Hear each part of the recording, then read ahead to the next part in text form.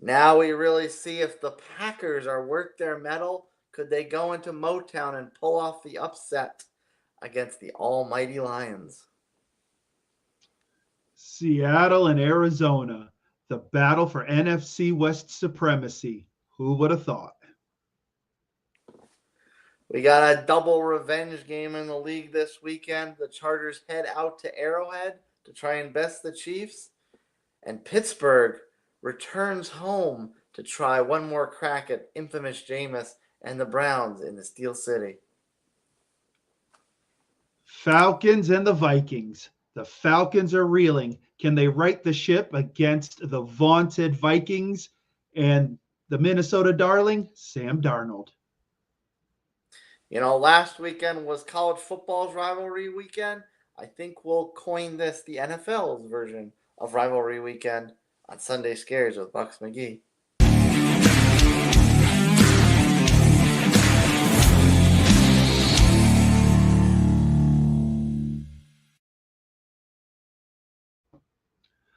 Oh boy, oh boy, oh boy.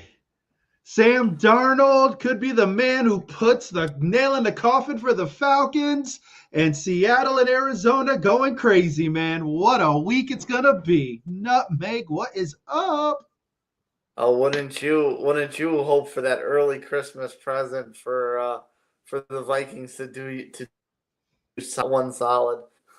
Hey, teams were helping me out last week. Let's continue the good cheer and just keep passing it forward. Let's keep it going. Yes. And I don't have as much cheer because my team's on a bye week finally. But see, a bye week is like a victory Monday. You're gonna get one, so it's good. Enjoy that. I can't even root for Houston to fail though because they of course are on a bye week as well. I do not like this 17-week bye week layout. It's either at the very beginning or at the end. You want that nice middle. Hopefully they'll figure this out at some point, but you take it how you can. Yeah. Well, Bucks McGee, it seems to be that it's a Lions world and we all just live in it yet again. And this week I figured would kick off probably the best game of the weekend. But so far the Lions are looking like the Lions. And I give the Packers credit. They're not beating themselves, but they're still kind of looking a little overmatched here.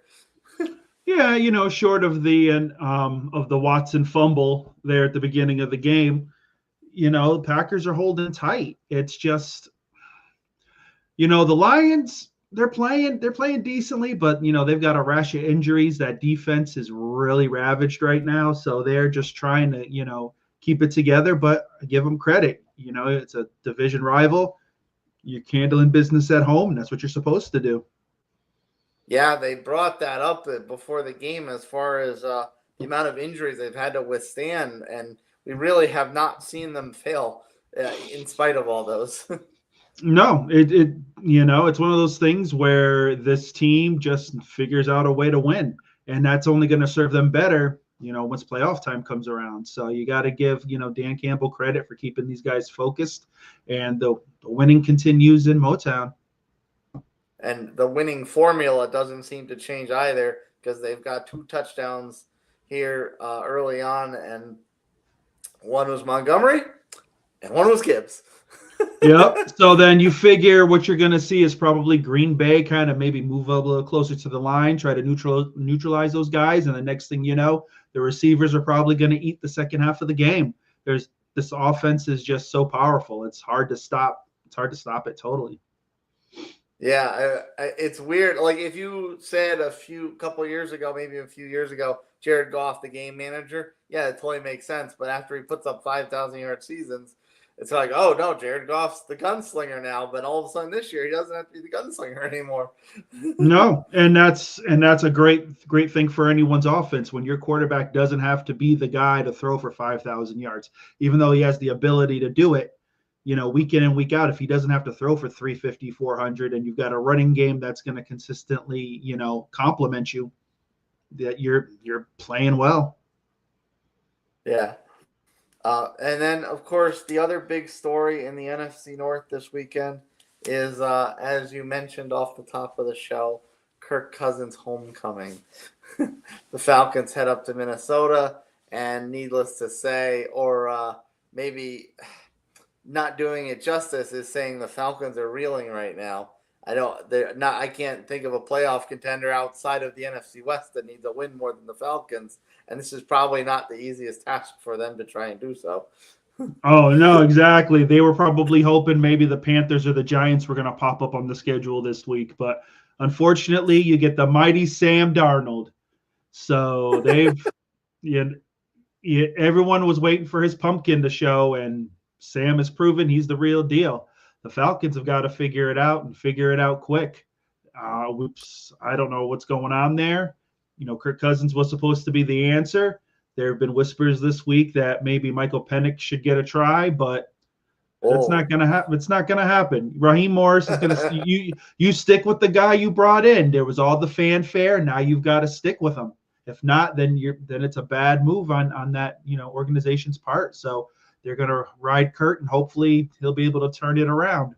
But the main thing is, Falcons are going to have to get pressure on Darnold. If not, if he gets to sit back there, he will pick them apart. Could you almost make the argument that the guy Raheem Morris brought in is actually Penix? And Cousins may have just been the ownership's decision? Very well could have been. And once that pick was made, it was probably the biggest question of the offseason. What were the Falcons thinking? Everyone knew that their main need was a pass rush and defense, and they decided to go with a future quarterback. So now everyone can second guess this organization and say, hey, there were plenty of quality guys on the board, but this is what you went with. So, like I said, they're going to have to get in Sam Darnold's face. If not, this Minnesota offense is going to score on them. And that's a very nice segue, Bucks McGee, because as much as you would love to see a blowout and the Atlanta defense shredded apart, do you think that this will be competitive? Do you think the Atlanta defense can at least hold serve and hopefully keep them in the game, barring any bad turnovers? The only way I see it happening is if they, like I said, if they can get pressure. If they can get pressure on Darnold, then they've got a shot. But I don't know. I don't know if this team week in and week out can supply enough pressure to really bother them. And they've got they got a good run game, and those receivers are great. Jay Jettas, Addison, Hawkinson. So I just don't know if they can go toe to toe. If this was the beginning of the year, we probably would have been saying, oh yeah, this could be a 35, 40-point game. Now we're sitting here going, how many interceptions is Kirk going to throw? I think you said last week that the Falcons' pass rush has been almost non-existent. So that's asking a lot for them to get pressure on Sam. They've had a few games where they've had some sacks, but overall, this defense can't get a consistent pass rush. And when that happens, even though how great your secondary is, you're going to give up plays. And the secondary is really falling apart these last couple of weeks.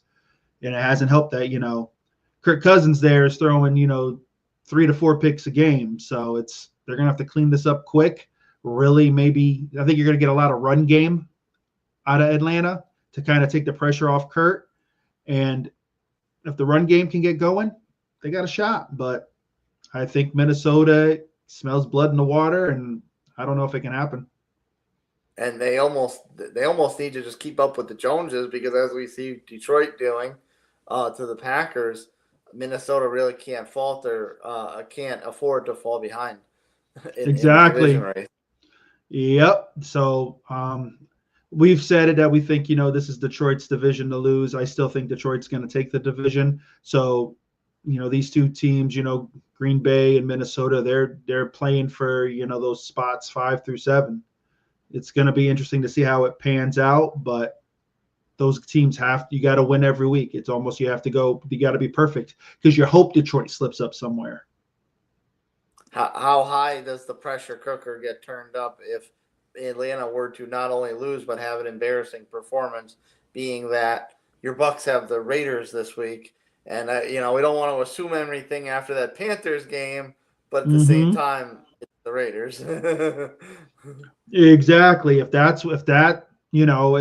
everything holds serve and Minnesota handles business and the Bucks handle things, then Atlanta's in serious trouble, because at that point your 2-game lead that you had on us, based on beating us both games, is thrown out the window, because at this point we're up a game, and it's only going to get that's serious. So basically it's one of those things where, was Atlanta just a first half kind of team and kind of believed their hype, and maybe needed to go through some tough times, and on the flip side, the Buccaneers went through it, and now they know how to win the tough ones. So we'll see what Atlanta does.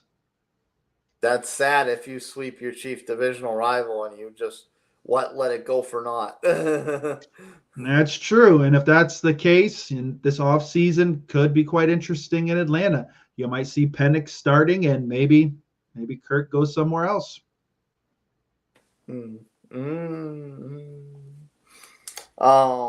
As for another division that, of course, is very much toss up week in and week out, the Niners didn't exactly get the best news this week. Christian McCaffrey hurt in the Buffalo game, playing the Snow Bowl. Maybe they probably should have said, you know what, this is not looking good. Maybe we shouldn't risk anything. But sure enough, they threw him out there. He aggravated his knee injury. They say it's only going to be 6 weeks, but 6 weeks is the rest of the season. Mm-hmm. Don't look very good for the Niners right now. So, barring a miracle or collapse by their other divisional rivals, which has to be a complete collapse because the Niners can't beat any of them to save their life, that injury looks to be completely done for the season for McCaffrey, and this could really tank the Niners' chances. Well, they're beat up at the running back position, and now it's just it falls on the arm of Brock Purdy. So we're going to find out if this guy is going to earn that big contract at the end of the year. That's what this comes down to. I believe I believe the Niners signed like some running back off the Jets practice squad, I believe. So like they're desperate for running back help. Like this is, at this point, the Niners have to win out and just hope and pray and get some luck. We talked about this. The Niners window is pretty much closed, and next year this team is not going to look the same, and it's going to be interesting to see what happens, but they're just going to have to try to survive this week. Jets practice squad running back. Sadly, that means they probably had a 30% chance to have had more carries than Breece Hall this year. Probably. Unbelievable. Well, to your point, it's not just McCaffrey. Mason also got banged up in that Bills game. So the starter's going to be Garendo. And he's looked pretty solid this year, but this is obviously a big test for the young fella to try and replace not just CMC, but also Jordan Mason. Oh, yeah, and the production that both of those guys, have. It's going to be, like I said, it's going to be the Brock Purdy show. That's what this comes down to. This is the game where, the Niners can really sit there and say, okay, is this guy worth $60 million a year? Like, this is what we're going to find out. Could they almost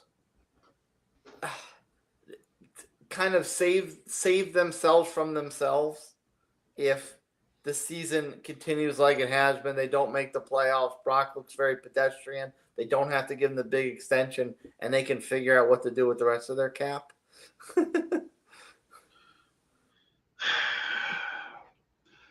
It could, it's one of those things. Are they willing to say, all right, you know what, Brock, it's been fun, we're going to move on? And everyone knows that Sam Darnold's available, and he was in that system last year. Bring him back. He's not going to be $60 million, but if you're paying him 35, maybe 40, you pay him kind of like how Tampa's paying Baker. Give him a 3-year deal. That's going to save you a ton of money, cap wise, and you can flesh out the rest of this roster and kind of maybe save some things. But if you're going to go all in on Brock Purdy, then basically the cupboard's going to be bare for everybody else. That's this will be very interesting to watch in the offseason because like they could just decide, hey, quarterbacks are gold, we need one, let's keep our guy. So and then it'll really be a head scratcher as far as if they give him max money. Well, unless he says, you know what, I don't want max money, I'm fine with $45 million a year, then hey, then hooray for you guys. But you also have Debo. There's questions on this team that need to be answered, and this team is gonna look a lot different. I think you almost have to kind of look at running back now, because is McCaffrey going to be healthy going forward? Mason, I guess, would be the guy, but everybody knows you can get a running back in the 3rd or 4th round and say, okay, see you later. The old hometown discount. Exactly. Everyone's going to be trying to find themselves another Bucky Irving. Okay. But I will say, since you brought it up, I'll maybe try to sneak in here. They brought up the fact, like, hey, Darnold only was on a 1-year deal. He couldn't come back. Like you said, he knows the system. Mm-hmm. Or you tantalize the fantasies a little bit. Maybe it is Penix time in Atlanta. Maybe Kirk's an option to go to the Niners. Yeah, well, I think the Niners might be looking at that and saying, yeah, Atlanta thought they were a quarterback away, and look how that panned out. No, Kurt will be a Giant or something. That's where he's going to end up. He'll be a Giant. Or you could be a Jet.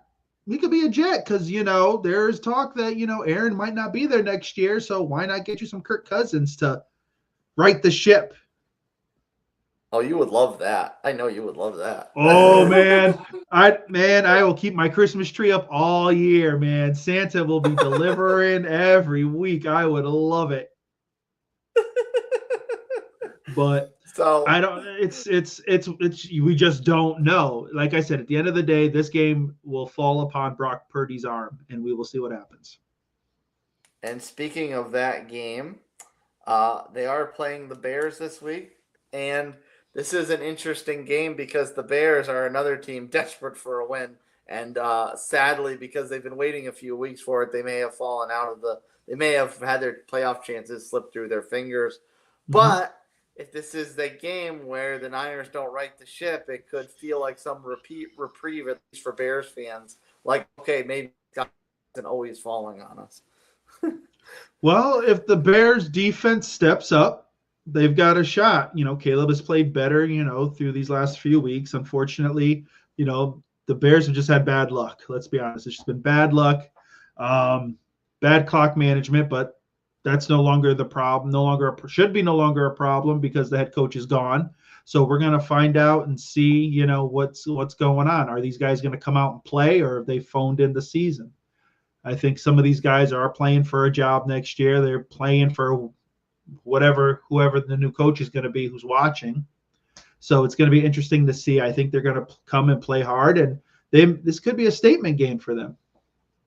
Yeah, the first mid-season firing in Chicago Bears history. And as we know, not just from this year, but historically, players do usually respond with a new voice. Yeah. In the first game. Maybe they fall apart after that, but the first game they respond. So the safe betting money might be on Chicago. Like, let's be real. They may come out here trying to win one for the new guy, and they want to, make a statement. So this very well could be a game for Chicago. Yeah, catch the Niners in a not so great spot and take advantage of it. No apologies necessary. Yeah, well, the Niners haven't been in a good spot for how many weeks now? So at this point, they're just. The Bears could be the team, and we've used the term the last couple of weeks, but the nail in the coffin. If they lose to the Bears, it's over. Yeah. It's over. It's sad how they have very similar seasons, at least record-wise, and the Bears, the playoffs look, and they still kind of have a chance. So it's almost like the Bears are like, why can't we be in the West? We might be better than all these teams. Right? They're like, if we had won 2 games, we could be leading this division. But you know what? Sometimes luck just isn't on your side, and you end up in the NFC North with the Detroit Lions. and the Vikings and the Packers. Yeah, that's true. Yes. So ripping through the remainder of the NFC West, we have round 2 between the Seahawks and the Cardinals, and the Seahawks kind of burst the Cardinals bubble a couple weeks ago, and they brought them back down to a little bit of a reality check. So this one's in the desert. Do we see some revenge? Do the Cardinals get back in the mix here, or are they, or like we talked about last week, is their candle kind of diminished and Seattle's ready to assert their I don't want to say dominance, but territorialism maybe. Well, this is the deal. This basically could be the season for Arizona. Because let's be honest, this is one of the divisions where I think you're only getting one team out of it, and it's the division winner. So Arizona needs to win this. If they lose, then I believe they end up being 2 back of Seattle. And can't say it can't happen because we're watching it happen right now in the NFC South. But yeah. But you don't have as many games to make that up. No, the real estate's a lot less at this point. Exactly. Like the Bucks have gotten it, and they're like, all right, we can't mess up. We got to the point. Arizona would have to hope Seattle just falls apart the next 3 weeks. So this is a must-win for Arizona and for Seattle. If Seattle really wants to, take control of this division, they've got to win. Then at that point, the only team they really, I think, would have to worry about are the Rams, but they got to handle business. Yeah, I was gonna say that may not be asking too much for Seattle not to take control of this, because they haven't exactly been on the up and up in their own right all season. Yeah, it seems like each team in this division, they get a taste of first place, and the next thing you know, it's like what's going on, and then they're like, no, I don't want that. No, I'm cool with third. I'm cool with third. Bronze medals are cool. I'm cool with third. So we're gonna see if Seattle really wants it this week. Nobody told NFL teams that bronze only counts in the Olympics. Yeah, right. You don't get participation trophies here, guys. You gotta get first place. First place is key here. So they've got a chance. So it's up to them to do what they can with it. Yeah, they're a weird team this season because they've really been buoyed by their defense when they've played really well. The offense has kind of been steady, but it's been marred with injuries. So it's really Seattle's really been a team that they do well when the defenses play. When the defenses has come to perform, and not so well when it's just all left on that offense.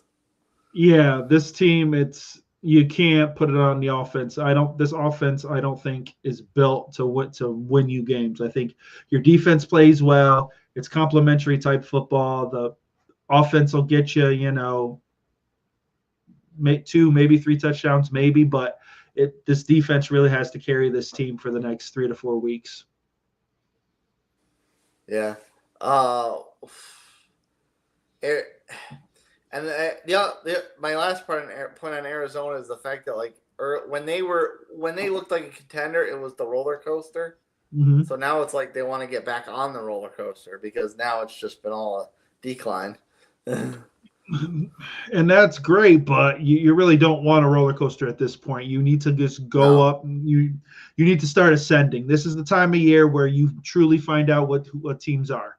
The end of November, beginning of December. This is that final push where you see where you stand. You're either a contender or a pretender at this point. So you're going to find out what these teams are really about. And Arizona, like I said, anyone out of this division is really going to need to go on a 3 or 4 game run to really solidify themselves. Yeah, and the final team in this division, of course, is the Rams.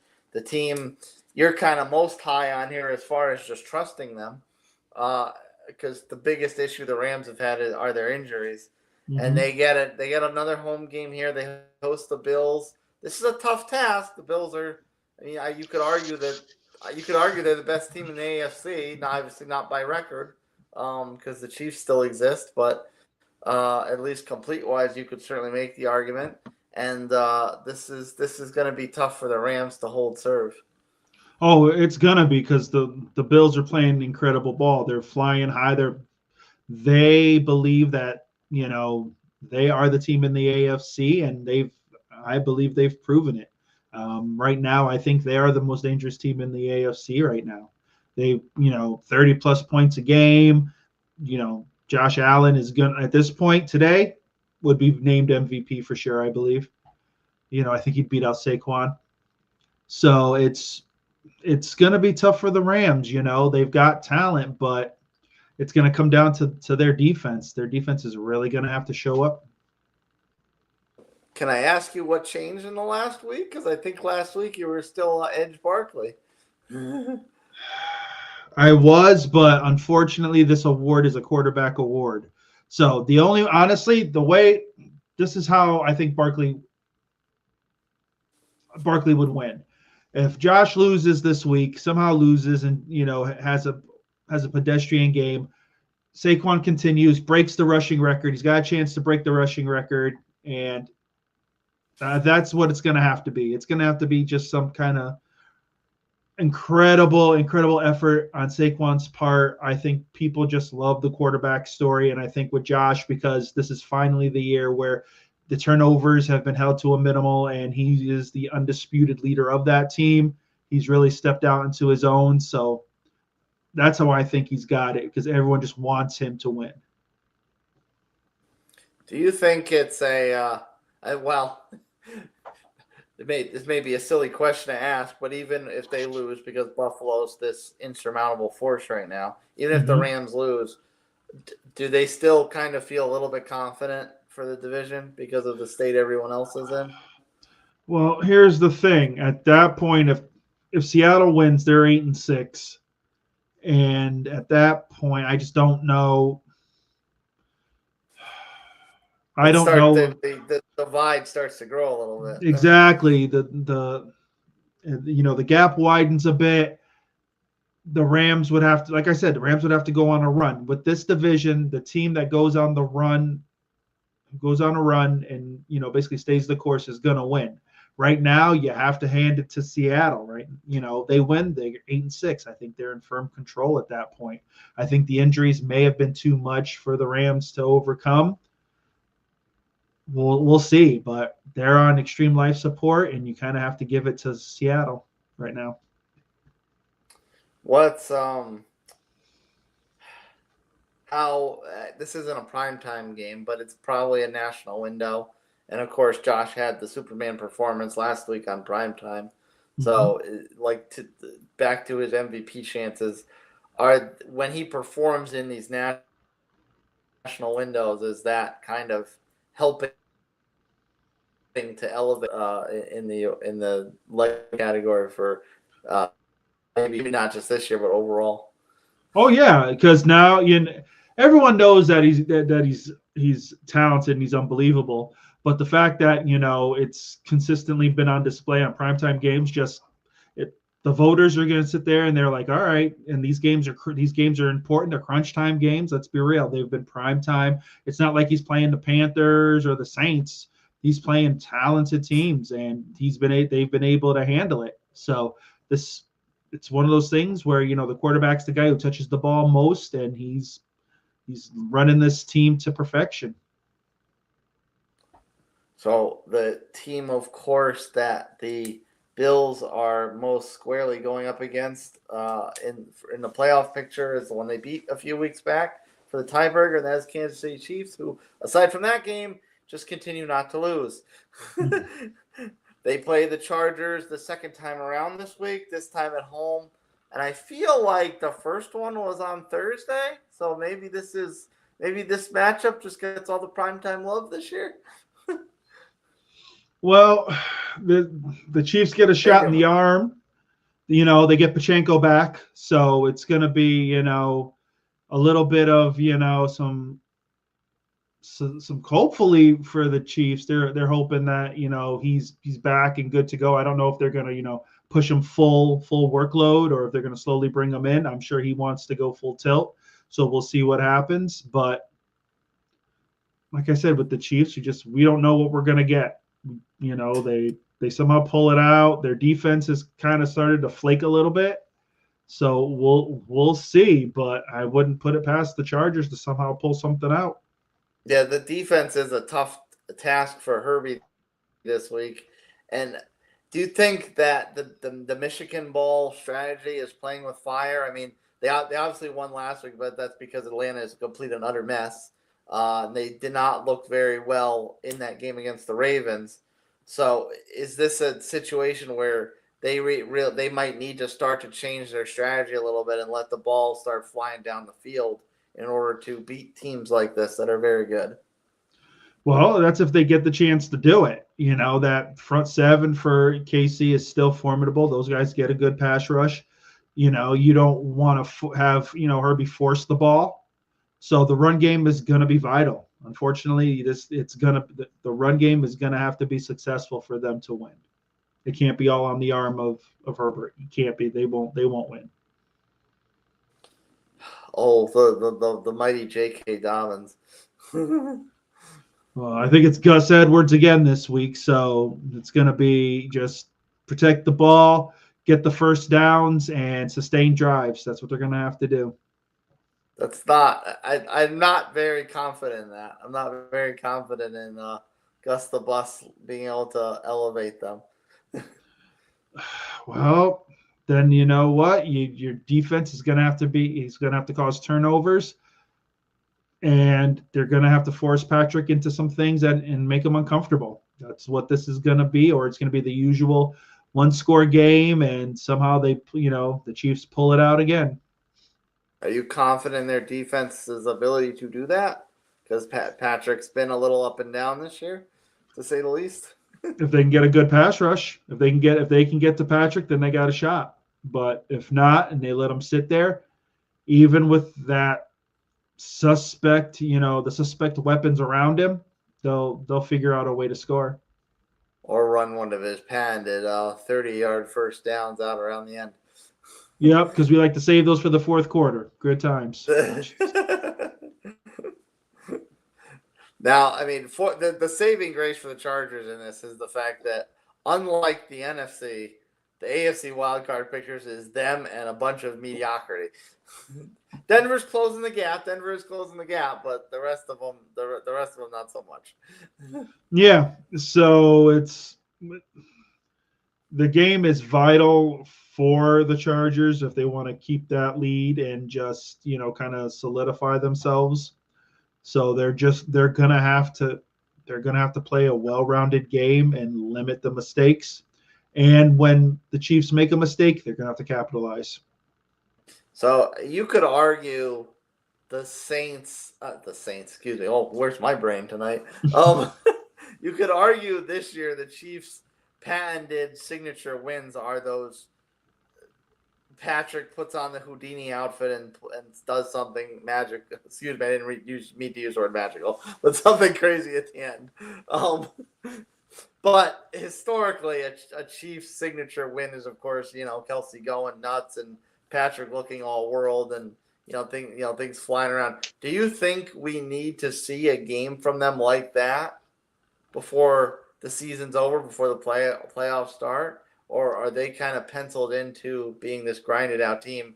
And regardless of what they do, success or otherwise in the postseason, you don't necessarily need to see a big signature offensive boom in order to forecast their three-peat chances.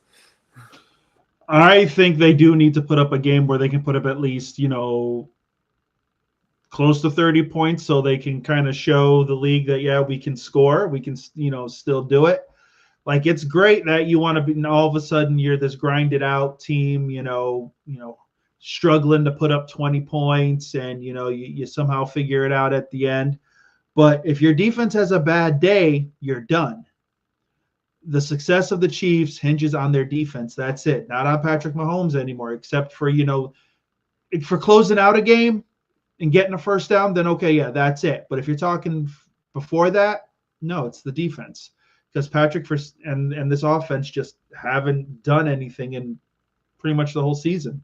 So, yeah, if they were able to put up, a good offensive showing, then teams would be like, all right, then they're not left for dead, and we still have to watch out for this offense. Because right now, as the weeks go on, teams are sitting there saying, okay, well, if we can hold them to 14 points, we should be able to beat them. You've always been a big Pacheco fan. Do you see them as being able to let him go? Like you said before, he's going to want to just go full tilt. But do you see them as being able to do that? And if they can, if he is able to carry the load, is that the key to beat the Chargers here?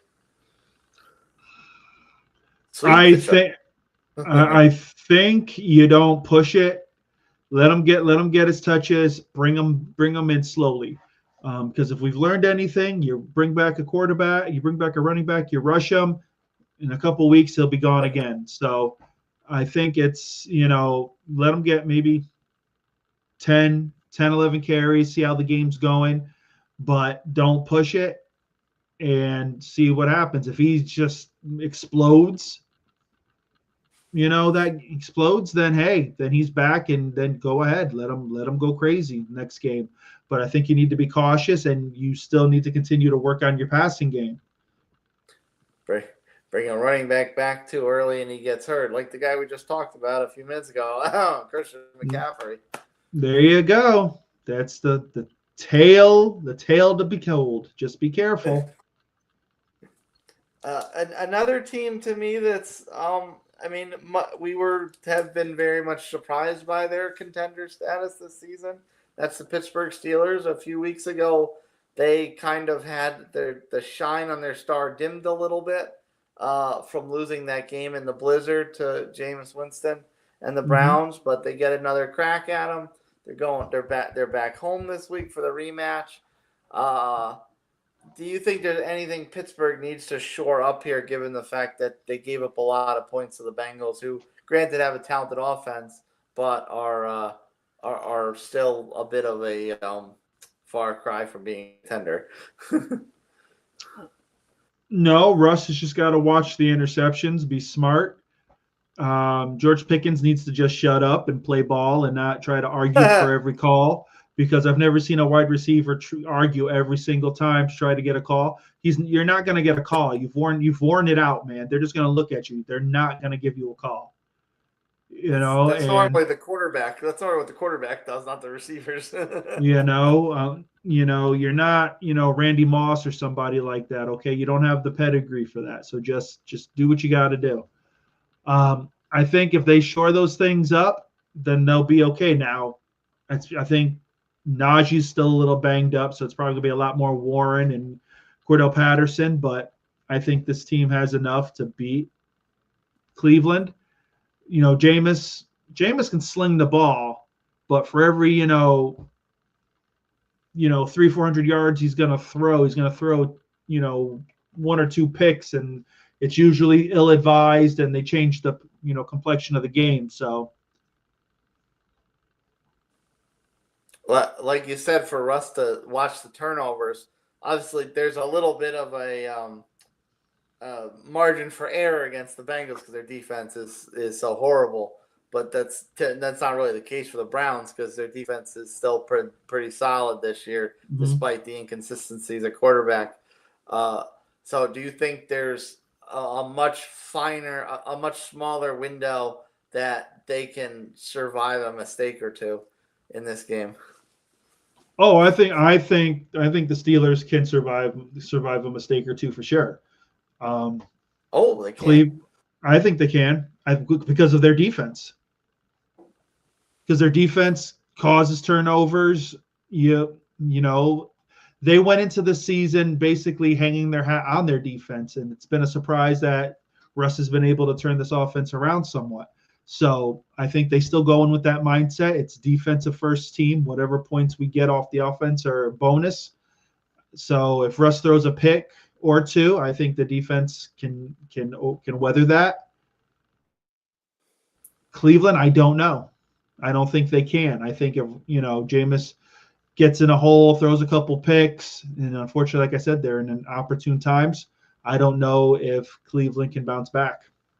So you're more likely to scratch up that first game as an anomaly because of the snow, and this barring any more inclement weather conditions will be more of the Steelers defense we know showing up. Yeah, I think so. Now, if they just lay an egg and Cleveland, puts a whooping on them, then yeah, then there's some problems there in Pitt that they're going to have to definitely figure out before playoff time. But I think Pittsburgh rights the ship. Before we say goodnight for the evening, we should come back to this Packers game because this is starting to look like the game we thought it would be, and touchdowns going back and forth. The Packers went down. Josh Jacobs gets his second score. Then the Lions go right back down, a lot on the back of Gibbs, but I guess we spoke this one into existence. Now Jared Goff gets into the action as well and finds one of his many talented receivers for the score to put Detroit back up. So I think you think this is just going to be a long night. It very well could be. Goff has got to be careful with the ball.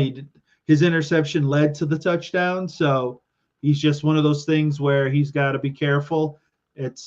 I think this game's going to come down to whoever makes the last mistake is going to lose. So Green Bay, Josh Jacobs has been the answer for them, but I think in the fourth quarter it's going to come down to Love, trying to making a play here or there, and Green Bay has to try to stop this two-headed rushing attack. If they can't do that, then I think Detroit pulls this out.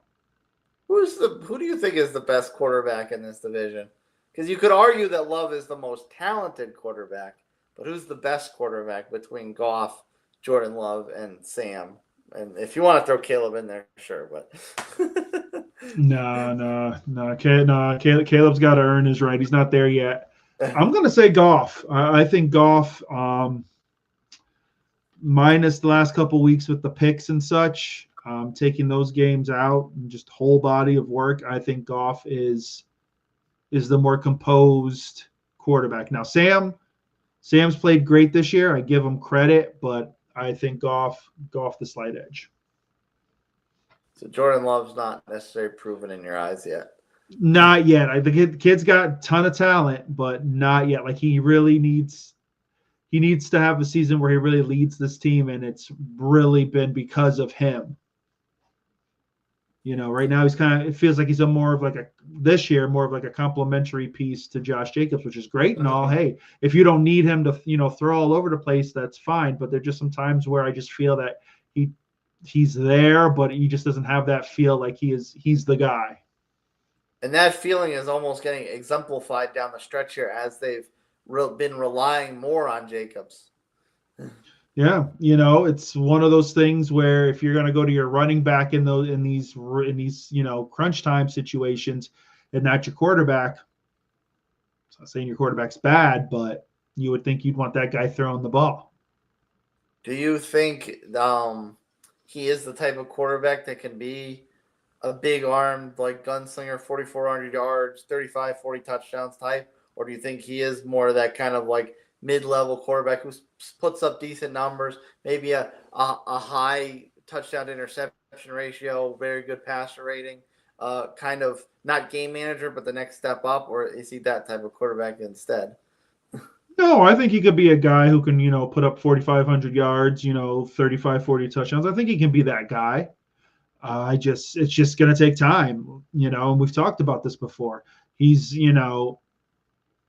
this is his second year, this is like really his year where he's gone out and really, run the show. So I think next year is when you'll see either that next step up, or if he digresses, then it could be an issue. But I think he can be that guy. He can be that guy who can sling it.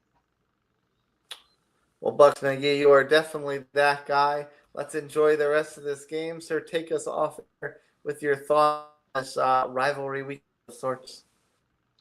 Oh, man, there's some interesting situations here. NFC West. Oh, man. Seahawks, it's yours for the taking. But Arizona, if you want to fight and chance, you got to handle it. Falcons, poor souls, you got to handle your business. Kurt, if you want a job next year, this is it. Everybody else, enjoy your games and Jets fans, you know.